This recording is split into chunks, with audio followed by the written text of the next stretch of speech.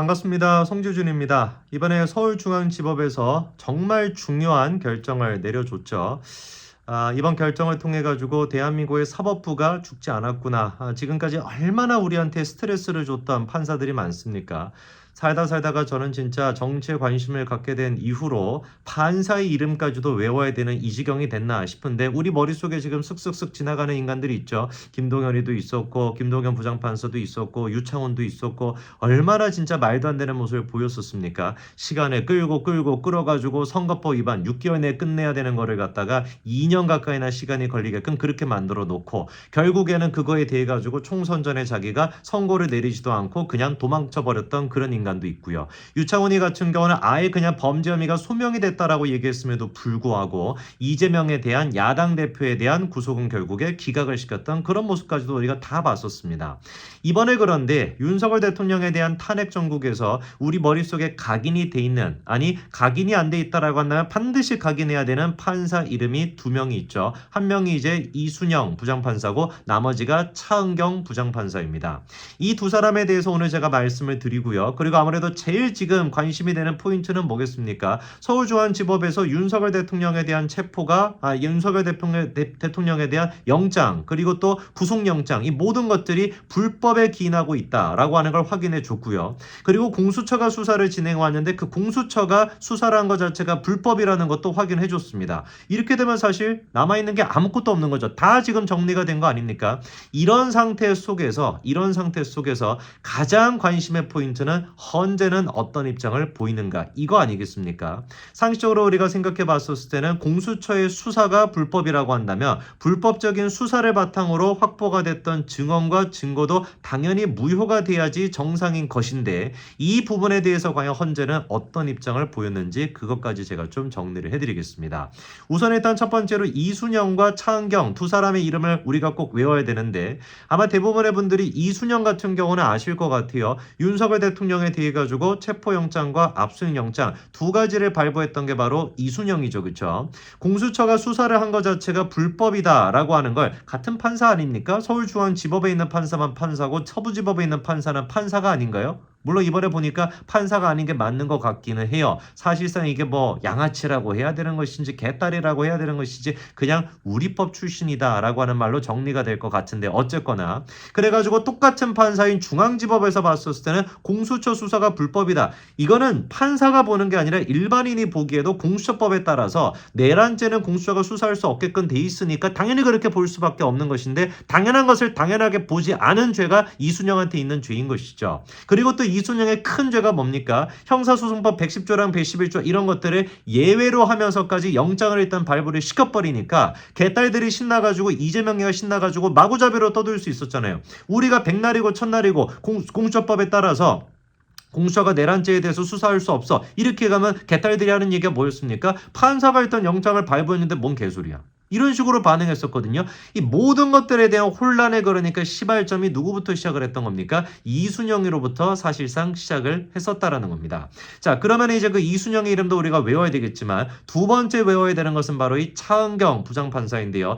이 여자도 진짜 문제가 심각한 여자죠. 이순영이가 그런 식으로 엉망진창으로 만들어놨어. 그러면 같은 서부지법의 판사라고 할지라도 어떻게 해야 되겠습니까? 야, 이거는 진짜 앞만 보더라도 사법체계 전체를 무너뜨릴 수도 있는 잘못된 결정이다. 나중에 가가지고 대통령 내란죄로 다 탄핵을 시켜놓고 형사죄로 무슨 뭐 처벌시키겠다라고 했다가 형사재판에서 이거 무죄 받으면 어떻게 할 거야? 나중에 대법원에 가가지고 공수처의 수사가 불법이라고 하면 이거 어떻게 할 거야? 그때 이거 어떻게 수습할 거야? 이런 생각해야 되는 거 아니겠습니까? 아니 만약에 진짜로 대법원이 됐거나 윤석열 대통령에 대한 1심 재판부가 공수처에 대한 수사가 불법이다라고 결론을 짓게 된다면 서부지법 애들은 뭐가 되는 겁니까? 불법을 갖다가 판사가 자행했다는 꼴밖에 안 되잖아요. 어마어마 이거는 사법부에 대한 불신이 생길 수밖에 없습니다. 지금 실제로 그렇게 됐고 그거에 대한 경고성 생각을 하더라도 이순영의 그런 만행을 차은경이 나서가지고 막았어야 되는데 차은경이는 막기는커녕 오히려 어떻게 했습니까? 구속영장을 발부함으로써 그리고 또 구속영장에 사유를 몇 글자 써놨다? 15글자 써놨다. 그거 기억나시죠? 그렇죠? 피의자가 증거를 인멸할 우려가 있음. 뭐라고 합니까? 파트죠. 피의자가 증거를 인멸할 우려가 있음. 잡범 중에 잡범에 대해서 구속영장을 발부하더라도 이렇게 쓰지는 않습니다. 내란죄 대통령에 대한 구속영장을 발부할 때 이런 식으로 15글자로 쓰면서 이순영이의 죄를 또다시 덮어주는, 범죄를 범죄로, 불법을 불법으로 또 덮어가지고 아무 문제도 없었던 것처럼 그 불법이 용인되도록 만든 죄, 국가분란의 죄, 그게 바로 누굽니까? 이순영과 차은경인 겁니다. 이 두 사람의 이름을 우리가 반드시 외워야 된다라고 다시 한번 제가 강조를 드리고요. 중앙지법 같은 경우는 너무나 명확하게 이번에 상식적인 결정을 내려줬습니다. 첫 번째, 일단 공수처의 수사 범위에 내란죄가 포함되어 있지 않다라고 정리를 해줬죠. 정확하게 그러니까 어떻게 되는 겁니까? 공수처는 내란죄를 수사할 수가 없다라는 뜻이 되죠. 그리고 또 두 번째, 검찰과 공수처의 문제까지도 중앙지법이 짚어줬습니다. 뭐라고 얘기를 했었냐? 공수처와 검찰은 서로 독립되어 있는 수사기관인데 아무런 법률적인 근거 없이 형사소송법이 정한 구속기간을 서로 합의해 나눠 사용했다. 여기서 방금 중요한 멘트가 뭐였습니까? 아무런 법적 근거 없이. 판사님이 이제 양말이다 보니까 좋게 얘기하신 것인데 아무런 법적 근거가 없이, 무슨 말입니까? 완전히 불법이었다라는 겁니다. 완전한 불법을 지금 검찰과 공수처가 양쪽의 수사기관이라고 하는 애들이 쌍으로 그런 식으로 저질렀다라는 걸 중앙지법이 명확하게 정리를 해준 것이죠. 자, 그러면은 이번에 중앙지법이 이런 식의 결정을 내린 배경이 무엇이냐? 윤석열 대통령에 대해서 무서워서? 미쳤습니까? 윤석열 대통령이 지금 무슨 다 이빨 빠진 호랑이인데 뭔 놈의 그게만 무서워서 하겠습니까? 철저히 그냥 법과 원칙, 그리고 두 번째마다 헌법에 기초해 봤었을 때 서부지법이 이런 결정을 내린 거예요. 그러면 헌재는 어떤 결정을 내려야 되냐? 헌재는 어떤 입장을 보여야 되냐? 이게 이제 우리가 관심사가 될 수밖에 없는 것인데, 일단 이 부분에 대해 가지고 헌법에 근거를 두고 있다는 것은 뭐냐? 이번에 논란이 됐던 게 그거죠. 구속기간을 일자로 볼 거냐, 시간으로 볼 거냐. 제가 자세하게 설명을 해드렸습니다만, 예를 들어 가지고 오늘 저녁 6시에 서류가 청구가 됐다라고 쳐요. 근데 서류가 접수가 된 게 오늘 이제 살짝 지나가지고 새벽 00시 2분, 내일 이제 00시 2분인 거죠. 그런 식으로 이제 됐다라고 한다면 실질적으로 지난 시간은 몇 시간입니까? 6시간 2분 정도가 지난 거 아니겠습니까? 날짜로 따지게 되면 이게 어떻게 되는 거겠어요? 이틀치가 되잖아요. 그러면은 헌법이라고 하는 것을 어떻게 보장하고 있냐? 최대한 애매모호한 상황일 때는 피의자의 자유권을 최대한 보장하는 방식으로 한다라는 게 헌법의 기초 중에 기초입니다. 왜? 구속영장을 청구하고 그리고 구속을 시킨다라는 건 자유라고 하는 가장 중요한 가치를 억제하고 제한하는 것이기 때문에 최소한의 범위로 이루어져야 된다라고 하는 거. 특히나 애매모호한 상황일 때는 더더욱 그래서 피의자의 자유를 보장하는 쪽으로 해야 된다라는 게 헌법의 기초 중에 기초입니다. 그렇기 때문에 100명의 무죄인 사람을 만들어내는 한이 있더라도 한 명의 억울한 유죄를 만들어내서는 안 된다. 이게 이제 헌법과 사법기관의 가장 기본이 돼야 되는 기초거든요. 그러다 보니까 중앙지법 같은 거는 이번에 그 어떤 헌법적인 기초에 봤었을 때 구속기간을 늘리는 쪽으로 하는 게 맞겠냐, 아니면 구속기간을 최대한 적게 자유를 보장하는 쪽으로 맞냐, 시간 단위로 하는 게 맞는 것이지 일 단위로 해가지고 구속영장을 갖다 또 청구할 수 있는 명분을 만들어 준다라는 게 어떻게 헌법적인 가치냐.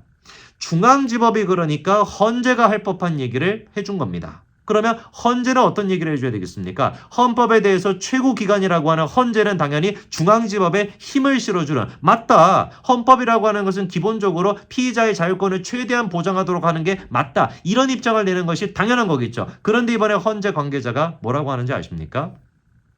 윤 대통령 탄핵 심판에서 공수처 수사 기록은 증거로 채택하지 않았다. 이미 변론이 종결된 상황에서 구속 취소 결정을 탄핵 사건에 연결짓기는 어려운 상황이다. 이런 얘기를 했습니다. 저는 이거를 통해서 헌재가 지금 명확하게 자기의 포지셔닝을 보여준 것이다. 헌재가 자기가 어떤 존재인 것이고 어떤 지금 상황인지를 명확하게 보여준 거라고 봅니다. 그냥 개딸인 거예요. 그렇지 않습니까? 이거를 어떻게 우리가 헌재 입장이라고 볼 수가 있습니까? 공수처가 수사했던 사항 자체가 불법이다라고 지금 법원에서 봤어요. 원래 정상적인 법이라고 한다면, 법원이라고 한다면 불법적인 수사에서 확보된 증언, 증거 모든 것들은 법정에서 쓰여서는 안 되는 겁니다. 제가 한번 헌재한테 질문해 볼까요? 헌법재판 이번에 그 변론을 하면서 나왔던 여러 가지 사람들이 있지 않습니까? 곽종근이부터 시작해서 홍장근이 됐거나 여러 사람들, 그 사람들이 공수처에 수사를 안 받았습니까? 그 사람들이 얘기가 공수처에 있는 얘기랑 다른 얘기입니까? 공수처에 적혀 있는 그 내용, 수사 기록에 적혀 있는 그 내용, 그거를 갖다가 지금 이제 홍장원이 됐거나 곽종건이 됐거나 그 말조차도 지금 뒤집어 엎고 있는 상황인데 이런 인간들이 수사를 받았던 내용, 이 공수처 수사체가 불법이라고 검찰의 수사체가 불법이라고 한다면 당연지사로 이 인간들의 증언과 증거나 이런 것들은 다 탄핵이 돼야 되는 것인데 오히려 지금 다 변론이 끝났으니까 변론 끝났는데 뭐로 이거를 연결시키겠어? 변론이 끝났으면 중간에 불법이 있었던 것이 다 용인이 됩니까? 그러라고 재심제도가 있는 건가요? 언제부터 대한민국 사법부가 그랬습니까? 저는 헌재가 이런 식의 말도 안 되는 입장을 보인다는 거. 변론이 끝났으니까 탄핵 심판에 아무런 영향을 주지 않는다? 그 탄핵 심판에서 증언했던 인간들이 탄핵을 주도했고 그리고 또 수사기관에 다 지금 수사를 받았던 상황인데 아무런 영향을 받지 않는다? 헌재를 그럼 뭐를 기초로 해가지고 도대체 탄핵 심판을 하겠다라는 겁니까? 이 인간들의 말을 기초로 하는 게 아니라고 한다면. 헌재가 이런 식으로 입장을 보이고 그리고 또 실제로 이런 식으로 탄핵 심판을 한다라고 한다면 글쎄요 사법부에 대한 권한, 사법부에 대한 어떤 권능 이런 것들은 온데간도 없고 국민들이 제일 먼저 나서 헌재를 없애자라고 할 것 같습니다. 여기까지 말씀드리겠습니다. 감사합니다.